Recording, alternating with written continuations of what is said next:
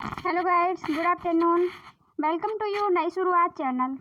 सो guide, जैसा कि आपने देखा था कि हमने विज्ञान विषय की एनसीईआरटी बेस बुक चालू कर दी है कक्षा 10 की। उसी का ये पार्ट 3 है, तीसरा है। सो अपन क्वेश्चन आंसर इसके कर चुके थे ये वाले, और आगे चलते हैं थ्योरी की ओर। और अभ्यास प्रश्न हम आपको अलग से वीडियो बना करके अभ्यास प्रश्नों की पूरे श्रृंखलाबद्ध तरीके से डाल देंगे। और यदि इनके भी क्वेश्चन चाहिए है बीच बीच में, पाठ के अध्याय के बीच में जो क्वेश्चन आते हैं, तो उसकी भी हम वीडियो डाल सकते हैं। यदि आपको चाहिए हो तो कमेंट बॉक्स में कमेंट करके अब बताना। अब चलते हैं अपन आगे अपनी रासायनिक अभिक्रिया का विस्थापन अभिक्रिया के बारे में पढ़ते हैं। क्या होती है विस्थापन अभिक्रिया? देखिए, प्रयोग बताए गए हैं, उस कुछ नहीं है इसमें। सो गाइस, देखिए, लोहे की कील का रंग भूरा क्यों हो जाता है? कॉपर सल्फेट के विलयन का नीला रंग मलिन क्यों पड़ जाता है? जैसे अपन देखते हैं कि बहुत सी अभिक्रियाएं होती रहती है अपने वायुमंडल में, अपने यहाँ पे, जैसे कि बहुत सी चीज़ों में, जैसे लोहे का रंग भूरा पड़ जाना, कॉपर सल्फेट का नीला रंग हो जाना, तो ये अभिक्रियाएं होती रहती है। जैसे Fe मतलब लोहा, जो कि एक सॉलिड अवस्था मतलब ठोस अवस्था में होता है, और उसमें यदि कॉपर सल्फेट मिलाते हैं, प्लस में अभिकारक हैं ये, कॉपर सल्फेट मिलाते हैं तो उत्पाद के रूप में आयरन सल्फेट का निर्माण होता है। और प्लस में आयरन सल्फेट का निर्माण तो हो जाता है, लेकिन इससे कौन से मतलब कि क्या विस्थापित हो जाता है? विस्थापन मतलब अलग होकर निकल आता है। किसको हटा दिया जाता है? इसमें कॉपर को हटा दिया जाता है। किसमें? इस वाली अभिक्रिया में। जैसे कि हमने यहाँ पे देखा Fe था और SO4 था। SU मतलब कि कॉपर और SO4 मतलब सल्फेट और आयरन था। इन तीनों को मिलाया गया तो एक नया उत्पाद क्या निकल के आया? Fe मतलब आयरन सल्फेट, Fe और SO4 आ गया। यहाँ पे Fe आ गया और SO4 आ गया, इन दोनों बॉक्स का देखिए आप। और क्या बचा है अब? Su मतलब कॉपर, तो प्लस में कॉपर ये यहाँ पे अलग से विस्थापित हो गया है, अलग से निकल गया है, तो इसी को विस्थापन अभिक्रिया मतलब जो चीज निकल जाती है। देखिए, यहाँ पे लिखा हुआ है, इस अभिक्रिया में आयरन ने दूसरे तत्व कॉपर को कॉपर सल्फेट के विलयन में विस्थापित कर दिया, हटा दिया। कॉपर सल्फेट के उसके विलयन से कॉपर सल्फेट के आयरन सल्फेट से हटा करके कॉपर को अलग कर दिया गया है, हटा दिया गया, वही बताया। इस अभिक्रिया को विस्थापन अभिक्रिया कहते हैं। मतलब कि कहने का मतलब, जिस पदार्थ में दो अभिकारक मिलने से एक तीसरा उत्पाद बनता है और साथ में एक अभिकारक उससे क्या कर दिया जाता है? हटा दिया जाता है। कॉपर सल्फेट विलयन में विस्थापित कर दिया गया है, विस्थापन हो जाता है, उसको विस्थापन अभिक्रिया कहते हैं। मतलब उसको अलग से हटा दिया जाता है अपने ग्रुप से, जिसकी मतलब दबनी होती है, उसको हटा दिया जाता है। मतलब ये तो मिल गए, कौन कौन मिल गया इसमें? Fe आयरन मिल गया और सल्फेट मिल गया, लेकिन कॉपर को क्या कर दिया गया? निकाल दिया गया, तो इसमें विस्थापन हो गया। जैसे जिंक है, यहाँ पे विस्थापन अन्य उदाहरण Zn और जिंक है और कॉपर सल्फेट है। इसमें जिंक सल्फेट, इसमें Zn और SO4 को देखिए यहाँ पे भी मिला दिया गया है, और इसमें Cu को क्या कर दिया गया है? हटा दिया गया है, मतलब कॉपर सल्फेट को हटा दिया गया है, हट गया है। यहाँ पे PeB कॉपर क्लोराइड है यहाँ पे, और लेड है और कॉपर क्लोराइड है। तो यहाँ पे भी हम देखते हैं लेड और क्लोराइड यहाँ पे मिलकर के आ जाता है। Cu क्या हट जाता है? ये हट गया Cu, ये विस्थापित हो जाता है। जिंक तथा लेड कॉपर की अपेक्षा अधिक क्रियाशील तत्व हैं, वे कॉपर को उनके यौगिक से विस्थापित कर दिए जाते हैं। मतलब कि जो अधिक क्रियाशील होते हैं, अधिक ताकतवर होते हैं, तो वो जो दूसरे कमजोर को, मतलब यहाँ पे कॉपर कमजोर पड़ जाता है, और कॉपर कमजोर पड़ जाता है तो इसको क्या कर दिया गया है? हटा दिया गया है। इसको ही हम क्या कहेंगे? विस्थापन अभिक्रिया कहेंगे। क्रियाशील तत्व है, वे कॉपर यौगिक को विस्थापित कर देते हैं। अब देखिए, दूसरी आती है द्विविस्थापन अभिक्रिया। द्विविस्थापन अभिक्रिया क्या आती है? द्विविस्थापन अभिक्रिया के बारे में देखते हैं अपन। क्या आप देखेंगे कि श्वेत रंग के एक पदार्थ का निर्माण होता है, जल में आविलेय है, और आविलेय पदार्थ को अवक्षेप कहते हैं। अम्लीय पदार्थ को क्या कहते हैं? जो जल में नहीं मिलता है। जैसे यदि अपन सीधे सीधे अपन डालते हैं, तेल को डाल देते हैं कढ़ाई में, जल में डाल देते हैं, पानी में डाल देते हैं, तो वो अलग रहता है, मिलता नहीं है, उसको अपक्षेप कहते हैं। इस प्रक्रिया में अपक्षेप का निर्माण होगा। अभी अपक्षेप उसी जिसमें अपक्षेप का निर्माण होगा उसे अपक्षेप अभिक्रिया कहेंगे। जैसे Na सोडियम सल्फेट, SO4 मतलब सल्फेट, और बेरियम Ba, और Cl2 मतलब क्लोराइड, BaSO4 बेरियम सल्फेट, और plus sodium 2Na chloride Cl chloride बना, सोडियम क्लोराइड बनता है। तो ऐसा क्या होता है? जो बेरियम 2 के बेरियम आयनों के कारण भी ऐसा हो जाता है, ठीक है ना। प्लस बेरियम के यहाँ पे क्या थे? प्लस के अणु थे, Ba थे जो, ठीक है ना। SO4 प्लस और माइनस के 2 थे। बेरियम देखिए, ये है बेरियम, ठीक है ना। और आयनों के अपक्षेप का निर्माण होता है। अन्य सोडियम क्लोराइड का भी निर्माण होता है, विलयन में ही रहता है। वे अभिक्रियाएं जिनमें अभिकारकों के बीच आयनों का आदान प्रदान होता है वो द्विविस्थापन अभिक्रिया कहते हैं। ऐसी अभिक्रिया जिसमें आयन धन आयन हो या ऋण आयन, उनका क्या होता है? आदान प्रदान आती जाती है, उनको ही क्या कहते हैं? विस्थापन अभिक्रिया, द्विविस्थापन अभिक्रिया कहते हैं।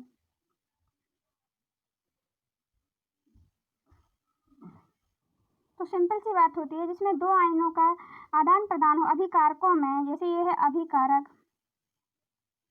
अभिकारकों में प्लस और माइनस का आदान प्रदान होता है, उसे द्विविस्थापन अभिक्रिया कहते हैं। यहाँ दो आयन बन के निकल करके आते हैं।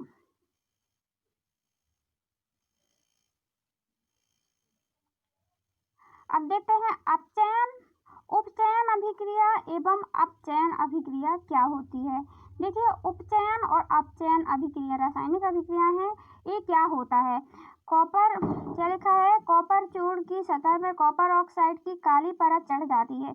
यह काला पदार्थ क्यों बना? यह कॉपर ऑक्साइड ऑक्सीजन का योग बनता है। तो इसमें क्या होता है? अपन देखते हैं कि बहुत सी चीज कॉपर है, जैसे तांबे की धातु है, उसमें अपन देखते हैं कि वो नीली परत चढ़ जाती है। क्या होता है? जैसे कि यहाँ पे 2Cu मतलब कॉपर के 2 अणु, Cu के और प्लस ऑक्सीजन के, उसमें अपन ने क्या दिया? तापन दिया, ऊर्जा ऊष्मा दी, तो उसके विखंडित उसके क्या नया पदार्थ बना? 2CuO बना गया, 2CuO बन गया का निर्माण हुआ ऑक्सीजन के योग से। अब क्या होता है? यदि इस गर्म पदार्थ CuO के ऊपर हाइड्रोजन गैस प्रवाहित की जाती है, उसमें हाइड्रोजन गैस यदि अपन डाल देते हैं, जो ये निकल के आया है, जो नीली परत चढ़ चुकी है, क्योंकि उसमें क्यों चढ़ी है नीली परत? क्योंकि उसमें ऑक्सीजन मिल गई है। जो 2Cu था तो उसमें क्या हो गया है? प्लस क्या हो गया? ऑक्सीजन मिल गई है। ऑक्सीजन के मिलने से और क्या मिला? उसमें तापन डाल दिया गया है। उसमें प्लस में क्या डाल दिया गया है? तापन डाल दिया, ताप ऊष्मा दे दी गई है। तो उससे क्या हो गया? 2Cu हो गया। उसमें मतलब नीली परत चढ़ जाती है, जो भूरे रंग की हो जाती है। इस स्थिति के विपरीत अभिक्रिया संपन्न होती है तथा कॉपर प्राप्त होता है। और इसमें क्या होता है फिर बाद में? यदि इसके विपरीत हाइड्रोजन की परत डाल दी जाती है, इसमें क्या लिखा है? इसमें देखिए, हाइड्रोजन की परत गैस प्रवाहित होती है तो वह पुनः काली या भूरे रंग की परत को रंग हो जाती है, क्योंकि इस परिस्थिति में विपरीत अभिक्रिया होती है, जो वो नीले रंग की हो गई थी।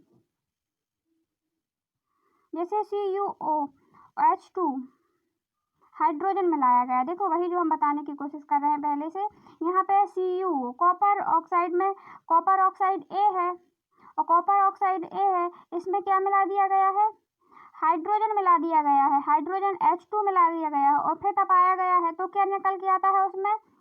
कॉपर और H2O, पानी अलग हो जाता है और कॉपर अलग हो जाता है। किसके डालने से? हाइड्रोजन के डालने से। तो इससे क्या हो जाता है? नीली परत या काली परत क्या हो जाती है? नष्ट हो जाती है, और वो नीली परत क्यों निकल जाती है? अभिक्रिया के समय जब किसी पदार्थ ऑक्सीजन की वृद्धि करते हैं, उसका उपचयन हुआ है तथा अभिक्रिया में किसी पदार्थ में ऑक्सीजन का ह्रास होता है, उसे कहते हैं उसका अपचयन अभिक्रिया। तो उसे अपचयन, मतलब यदि किसी पदार्थ में ऑक्सीजन की हानि होती है, ऑक्सीजन निकाल दिया जाता है, तो उसको अपचयन कहते हैं। और जिसमें ऑक्सीजन की वृद्धि होती है उसको उपचयन कहते हैं। उपचयन रासायनिक अभिक्रिया, जैसे कि यहाँ पे दिया हुआ है, कॉपर सल्फेट का एग्जाम्पल दिया हुआ है। यदि किसी ऑक्सीजन की वृद्धि हो रही थी, इसमें अपन देख रहे थे O2 मिलाया जा रहा था, यहाँ पे O निकल के आ गया, O मिला था Cu में, कॉपर में क्या मिल गया था, 2 में ऑक्सीजन मिल रही थी, तो ऑक्सीजन की वृद्धि हो गई यहाँ पे Cu में, और ऑक्सीजन की वृद्धि हो रही है तो उसको क्या कहेंगे, उपचयन अभिक्रिया। और जिसमें जैसे अब यहाँ पे बताया गया है, इस अभिक्रिया में क्या हो रहा है, CuO और प्लस में हाइड्रोजन, ऑक्सीजन नहीं मिलाया जा रहा है, अब हाइड्रोजन मिलाएंगे, और हाइड्रोजन मिलाएंगे तो क्या हो जाएगा, प्लस H मिलाया जा रहा है, H2 मिलाई जा रही है, और H2 मिलाई जा रही है, तो ये Cu निकल के यहाँ आ जाएगा, आगे यहाँ पे मतलब बन नहीं रहा है, तो Cu यहाँ निकल आएगा, और प्लस में क्या निकल आएगा, O वाला, और ये H2, तो O और H2 ये क्या बन जाएगा, पानी। तो यहाँ पे कॉपर अलग हो गया, और OH2 अलग हो गया, पानी अलग हो गया, तो यहाँ पे काली परत हट जाएगी, और ऑक्सीजन अलग हो गई है इसमें, और ऑक्सीजन का ह्रास हुआ है, मतलब अलग हुई है ऑक्सीजन, तो इसको क्या कहेंगे अपन, अपचयन अभिक्रिया कहते हैं। चलते हैं, अब आई होप आपको समझ में आ गया होगा उपचयन और अपचयन अभिक्रिया। जिसमें उपचयन अभिक्रिया में मतलब ऑक्सीकरण होता है किसी भी पदार्थ का, मतलब ऑक्सीजन मिलती है, जैसे उसमें ऑक्सीजन मिल गई थी, वातावरण के कारण कोई तांबे का बर्तन रखा होगा, उसमें यदि ऑक्सीजन मिल जाती है, तो उसमें ऑक्सीजन मिलने के कारण वो परत कैसी उसकी हो जाती है, काली हो जाती है, और काली हो जाने के कारण वो रंग काला हो जाता है उसका। और यदि उसमें H2 हाइड्रोजन मिला दिया जाता है, प्रवाहित कर दिया जाता है, तो उसकी काली परत हट जाती है, और OH2 पानी अलग हो जाता है, और कॉपर अलग हो जाता है, जिससे क्या हो जाता है, उसकी परत काली थी वो हट जाती है, वो अपने वास्तविक रूप में आ जाती है। देखिए यहाँ पे एक कॉपर के CuO के क्या रखे हैं, लोटे मग्घा रखा हुआ है, ठीक है, ये है, तो इसमें क्या हुआ है, Cu प्लस O2 मिल गया है, ऑक्सीजन मिल गई है, ऑक्सीजन मिल जाने से क्या हो जाता है, CuO मिल गई, ऑक्सीजन मिल गई, तो इसकी परत कैसी पड़ गई है, काली पड़ गई है। बट इसमें क्या हुआ है, अब इसमें यदि अपन CuO में अपन हाइड्रोजन मिलाते हैं,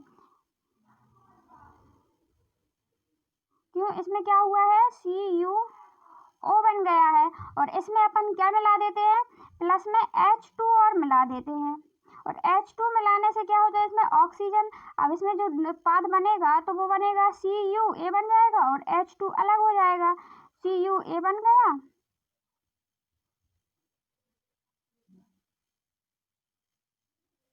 तो CuA बन गया, और प्लस O और H2 अलग हो गया, उत्पाद बन के आया, OH2 बन गया। तो इससे क्या हो जाता है, H2 बन गया, तो ये इसमें हाइड्रोजन मिल गई, हाइड्रोजन मिलने से एक परत क्या हट गई, उसकी नीली थी, काली थी, वो हट गई, तो वो अपने वास्तविक रूप में आ जाता है। आई होप गाइड्स आपको समझ में आ रहा होगा, आ गया होगा ये सब। सो गाइड्स आपको अपचयन और उपचयन की अभिक्रिया समझ में आ गई होगी। उपचयन मतलब ऑक्सीजन का वृद्धि होना, ऑक्सीकरण होना, और अपचयन मतलब उपचयन का उल्टा, ऑक्सीजन का कम होना, निकल जाना, ह्रास हो जाना, उसको हम क्या कहेंगे, अपचयन अभिक्रिया। इन अभिक्रियाओं को, उपचयन और अपचयन अभिक्रिया को मिला करके क्या कहते हैं, इनको मिला करके अपन रेडॉक्स अभिक्रिया भी कहते हैं इसको।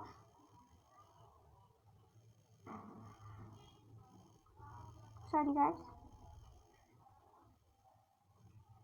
तो इनको क्या कहा जाता है, रेडॉक्स अभिक्रिया भी कहा जाता है। जैसे यहाँ पे देख सकते हैं CuO प्लस H2 तापन दिया अपन ने, तो क्या बन गया, Cu, जैसे यहाँ पे उपचयन अभिक्रिया को देखते हैं आगे अपन,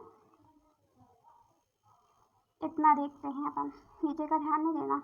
देखिए CuO प्लस H2 मिलाया इसमें, H2 मतलब हाइड्रोजन, और तापन किया तो क्या बन के निकल के आया, Cu अलग हो गया, और O, ए वाला O और ए वाला H क्या बन गया, H2 मतलब क्या होता है, पानी, तो वो पानी अलग निकल गया। तो ये क्या हुआ, इसमें ऑक्सीजन की वृद्धि हो गई है, ऑक्सीजन निकल आया है ना, ऑक्सीजन की वृद्धि हुई, उपचयन अभिक्रिया हुई। और यही इसी को अपन देखते हैं, इस एग्जाम्पल को, अपचयन अभिक्रिया। इसमें हाइड्रोजन को मिला दिया गया, सॉरी गाइस। तो यहाँ पे हमने देखा कि यहाँ उपचयन हुआ है। देखिए यहाँ पे सभी क्रिया में अपन देखते हैं, यहाँ से अपन देखते हैं, अभी यहाँ को हटा देते हैं अपन, यहाँ से देखने, ये तीर का निशान लगा हुआ है, यहाँ पे Cu लिखा है प्लस H2O, इससे क्या निकल के आता है, CuO प्लस H2। तो इसमें क्या हुआ, हाइड्रोजन की वृद्धि हो गई, ऑक्सीजन भी मिल गया, तो उसमें उपचयन अभिक्रिया हुई। इसके जस्ट अपोजिट देखिए यहाँ पे ये क्या हुआ, ये Cu, ये वाला CuO था, प्लस में हमने क्या कर दिया, हाइड्रोजन मिला दिया। तो इससे क्या निकल गई, ऑक्सीजन और हाइड्रोजन के कण अलग हो जाएंगे, यहाँ Cu अलग हो जाएगा ये वाला, और O और H2, तो प्लस H2O, पानी अलग हो गए, H2 का सूत्र पानी का सूत्र है, कॉपर अलग हो गया, यही बताया गया है। यहाँ पे जिंक में भी बताया गया है, ZnOC, जिंक रेडॉक्स अभिक्रियाएं हो रही हैं गाइड्स। यहाँ पे हमने, आई होप आपको अच्छे से समझ में आ गया होगा, हम इसमें भी उसमें भी समझा चुके हैं अलग से एग्जाम्पल देकर। तो अपन इसी को आगे बढ़ते हैं अपन।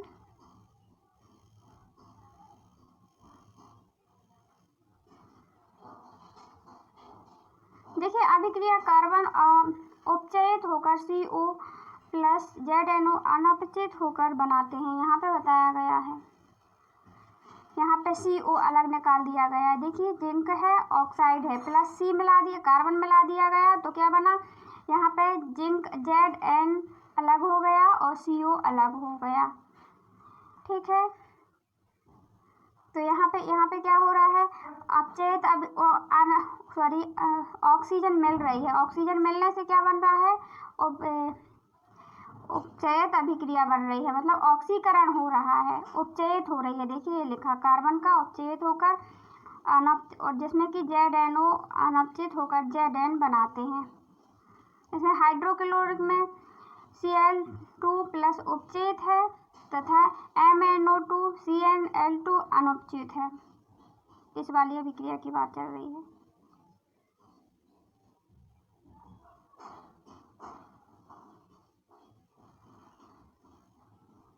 आई होप आपको अनउपचयित उपचयित इसी में बताया गया है कि ऊपर के उदाहरण के आधार पर हम कह सकते हैं कि यदि किसी अभिक्रिया में पदार्थ को उपचयन होता है, मतलब निकल के आता है, बढ़ता है, तब उसमें ऑक्सीजन की क्या हो जाती है, वृद्धि हो जाती है, या हाइड्रोजन का ह्रास हो जाता है। ऑक्सीजन की वृद्धि होगी, हाइड्रोजन का ह्रास होगा, कमेगी, तो उसमें क्या होगा, उपचयन होगा। और यदि पदार्थ के अपचयन में तब होता है जब ऑक्सीजन का ह्रास होगा और हाइड्रोजन की वृद्धि होगी। देखिए उपचयन मतलब कि उठना, किसका, ऑक्सीजन का, उसमें क्या होता है, उपचयन में ऑक्सीजन बढ़ती है, हाइड्रोजन घटती है।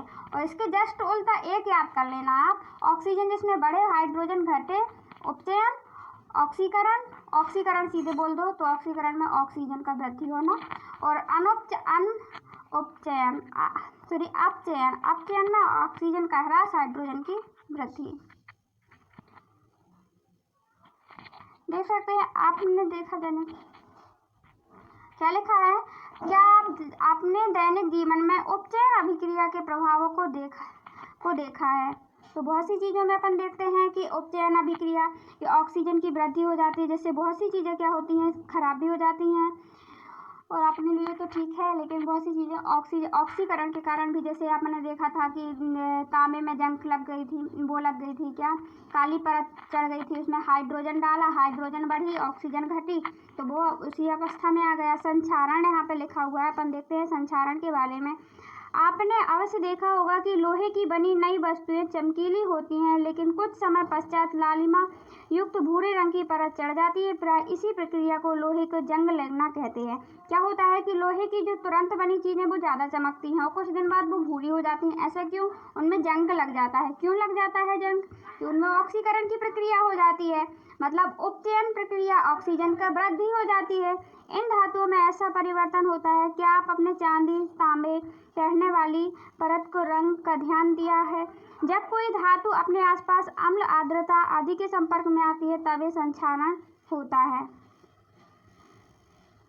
अम्ल या आर्द्रता के संपर्क में आती है तो ये ऐसा होता है। ऐसा क्यों होता है? क्योंकि जैसे जंग लगना, परत का काला नीला होना, इस प्रक्रिया को संक्षारण कहते हैं। इसी प्रक्रिया को क्या कहा जाता है? संक्षारण। अम्ल, आर्द्रता, जब कोई धातु अपने आसपास अम्ल और आर्द्रता आदि के संपर्क में आती है, अम्ल हो या आर्द्रता संपर्क में आती है, तब इसे संक्षारित होती है और उससे क्या होती है? संक्षारित हो जाती है, अपनी स्वयं की अवस्था, स्वयं के रंग में नहीं रहती है। उसको संक्षारण परिवर्तन कहते हैं, प्रक्रिया कहते हैं। मतलब कि धातु का रंग में परिवर्तन होना।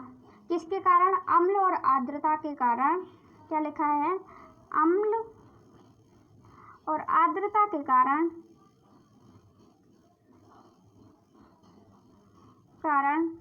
धातु के रंग में परिवर्तन होना या उसका संक्षारण होना, धीरे धीरे करके वो धातु टूटने भी लगती है, उसी को हम कहते हैं संक्षारण प्रक्रिया। संक्षारण के कारण, जैसे अपन संक्षारण प्रक्रिया के एग्जाम्पल देखते हैं। सो गाइस देखिए यहाँ पे जो ये लोहा है, ये लोहे की बनी हुई चीज़ें हैं। लोहे की बनी चीज़ें हैं, जैसे इसमें जंग लग चुकी है। क्यों लग चुकी है? अम्ल और आर्द्रता के कारण ऑक्सीकरण की परत चढ़ जाती है ना। और ये इसमें जंग नहीं हुए, चमक रहा है, ये भी चमक रही है, इसमें जंग लग चुकी है। तो इसमें अपन तो इससे क्या होता है? अम्ल और आर्द्रता के कारण ऐसा हो जाता है वातावरण में। अब क्या है? विकृत गंधिता। क्या है? विकृत गंधिता। अब विकृत गंधिता जैसे कि अपन देखते हैं, वसा युक्त तथा तेलीय खाद्य सामग्री लंबे समय तक रखा जाता है तब उसमें स्वाद व गंध जैसी कैसी आती है? यदि कोई चीज़ वसायुक्त है, मतलब वसायुक्त मतलब तेल की मात्रा जिसमें ज़्यादा होती है सिंपल भाषा में, तो खाने वाली सामग्री में क्या हो जाता है? यदि बहुत दिन तक रखी रहती है तो उसमें कीड़े मकोड़े भी पड़ जाते होने लगते हैं, साथ में स्वाद उसका चेंज हो जाता है और गंध आने लगती है। ऐसा क्यों? उसमें रासायनिक प्रक्रियाएं हो रही हैं, वो सेम नहीं रखी रह सकती, उसमें कोई ना कोई वातावरण की जो ऑक्सीजन गैसेस वगैरह हैं तो और रासायनिक अभिक्रिया उससे हो जाती है, वो कर लेती है, इसके कारण ऐसा होता है।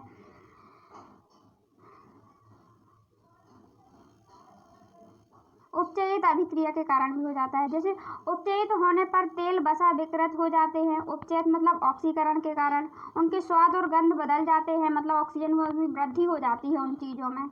प्राय तेलीय वसायुक्त खाद्य सामग्रियों में उपचयन रोकने वाले पदार्थ ऑक्सीकारक मिलाए जाते हैं। वायुरोधी बर्तनों में सामग्री रखने में उपचयन की गति धीमी होती है, मतलब जहाँ वायु ना जाए वहाँ पे रख दिया जाता है, जिससे कि उसकी गति धीमी हो ऑक्सीकरण की, और उपचयन ज़्यादा ना हो। उपचयन मीन्स ऑक्सीकरण ज़्यादा ना हो, मतलब ऑक्सीजन वहाँ पे ज़्यादा ना पहुँचे, जिससे कि वो चीज़ें खराब ना हो, क्योंकि उसमें उपचयन की प्रक्रिया हो जाएगी, ऑक्सीजन में वृद्धि हो जाएगी, और ऑक्सीजन में वृद्धि हो जाएगी तो उसमें क्या हो जाएगा? वो चीज़ें खराब होने लगेंगी, उनके रूप रंग और परिवर्तन हो जाएगा, और साथ में ही वो जैसे कि रूप रंग, गैस, दुर्गंध आने लगेगी उनमें। जैसे चिप्स के बनाने वाले चिप्स की थैली में ऑक्सीजन को हटाकर नाइट्रोजन के सक्रिय गैस को देते हैं, जैसे चिप्स का उपचयन ना हो सके।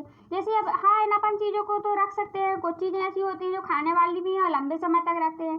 जैसे क्या होता है एग्जाम्पल के लिए क्या होता है, जो चिप्स के पैकेट है, जैसे अपन देखते हैं चिप्स के पैकेट होते हैं और साथ में बहुत से ऐसे पाउच होते हैं जो अपन देखते हैं, तो वो ऐसे देखने में लगते हैं कि बहुत ज़्यादा भरा हुआ पैकेट है, लेकिन जस्ट अपन जैसे खोलते हैं उनको तो क्या होता है, उसमें बहुत ही कम होते हैं चिप्स, तो उसमें गैस भरी रहती है। वो गैस कौन सी होती है? देखिए, नाइट्रोजन सर्वाधिक मात्रा में भरी रहती है इसमें गैस, जिसमें कि गैस जिससे भी वो खराब ना हो, वहाँ पे नाइट्रोजन क्यों भरी जाती है, ऑक्सीजन क्यों नहीं भरी जाती है, मन में क्वेश्चन आता है। देखिए तो गैस इसलिए ऐसा होता है क्योंकि ऑक्सीजन गैस क्या होती है, ऑक्सीकरण कर लेती है, सक्रिय गैस है और उसके कारण रासायनिक अभिक्रियाएं होती हैं और रासायनिक अभिक्रियाएं ज़्यादा होने की संभावना होती है। लेकिन जो नाइट्रोजन गैस है वो ज़्यादा सक्रिय गैस नहीं होती है। वो देखिए वायुमंडल में अपन देखते हैं 78% पाई जाती है और ज़्यादा रासायनिक अभिक्रिया नहीं करती, इसीलिए उसको असक्रिय गैस है, इसलिए उसको उस पैकेट में पाउचों में नाइट्रोजन गैस भरी जाती है। देखिए ये है, सर्वाधिक मात्रा में भरी जाती है nitrogen gas. I hope guys आपको समझ में आ रहा होगा। इसी प्रकार जैसे दूध से दही जमना था अपन में क्या होता है, वो उसमें भी क्या होता है, लैक्टोबाइलस पाया जाता है। देखिए दैनिक जीवन में अपन देखते हैं, यूज करते हैं, जैसे दूध से दही बनना, बैक्टीरिया पाया जाता है, लैक्टोबैसिलस नामक बैक्टीरिया पाया जाता है। ये क्या होता है, बहुत से कॉम्पिटिटिव एग्जाम में पूछ लिया जाता है, कौन से दूध में कौन सा बैक्टीरिया पाया जाता है जिसके कारण दही बन जाता है, तो वो कौन सा होता है, लैक्टोबैसिलस। इसी प्रकार पाउच में पूछ लिया जाता है कि चिप्स के पाउच में कौन सी गैस सर्वाधिक मात्रा में भरी जाती है जो असक्रिय होती है, तो वो नाइट्रोजन होगी। ठीक है ना, तो बैक्टीरिया पाया जाता है जिसके कारण पॉजिटिव एसिड बैक्टीरिया होता है। आई होप गाइस आपको समझ में आ रहा होगा। सो गाइस ये वाला लेसन कंप्लीट होता है, अध्याय 1। इसके अपन क्वेश्चन आंसर नेक्स्ट वीडियो में डालेंगे जिसमें अपन देखेंगे सभी क्वेश्चन और आंसरों को अपन PDF अच्छे से कॉपी में नोट्स बनाकर डालेंगे जिससे आपको अच्छे से समझ में आए, आपको प्रॉब्लम ना हो। और इन वीडियो में जो भी आपको प्रॉब्लम आई हो या जहाँ भी आपको समझ में ना आए, so please guys comment box में कमेंट अवश्य करें। और so thanks for watching my video. जय हिंद दोस्तों, मिलेंगे नेक्स्ट वीडियो पर। ऑल द बेस्ट, करते रहिए तैयारी अपनी स्वाध्याय के साथ हम आपके साथ हैं। नई शुरुआत चैनल नई शुरुआत से आपकी तैयारी करवाने के लिए बिल्कुल जिज्ञासु है, तैयार है। हमेशा आप अपने कमेंट बताइए आपको कैसी वीडियो लग रही है, लाइक करें, सब्सक्राइब करें मेरे चैनल को और ऐसी ही वीडियो पाने के लिए अपने चैनल को सब्सक्राइब कर लें। So thanks for watching my video पर।